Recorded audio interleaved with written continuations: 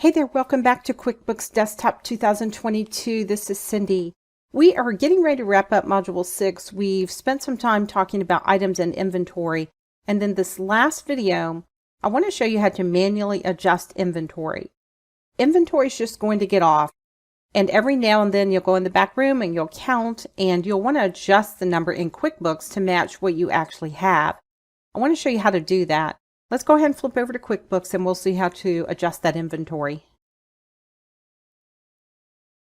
On the home screen, you'll want to navigate to the Items and Services icon, and that way you can see your list of items. If you look at your screen doors here, we have 5. We're going to adjust this because let's say there's only 4 that we actually have on hand. We need to decrease that number by 1. At the bottom of your items list, there are a lot of different options. Most of these options you can get to by right-clicking anywhere on your screen.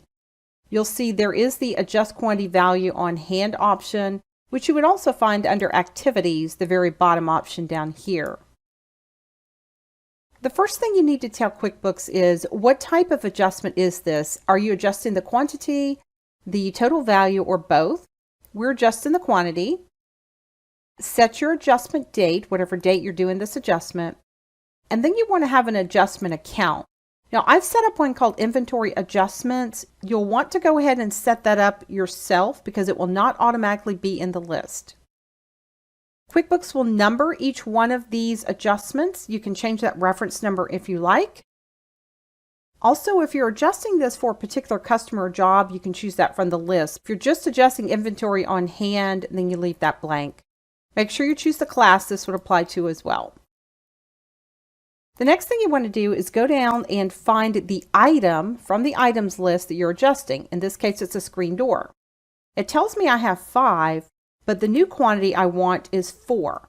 That means there will be a -1 adjustment. I'm decreasing by 1.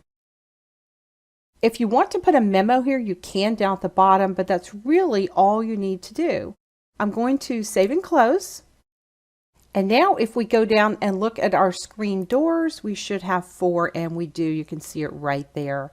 And that's how you're going to adjust your inventory that you have on hand.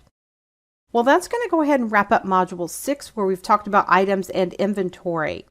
Why don't we move over now to Module 7, and we're going to look at all the different options related to banking features in QuickBooks.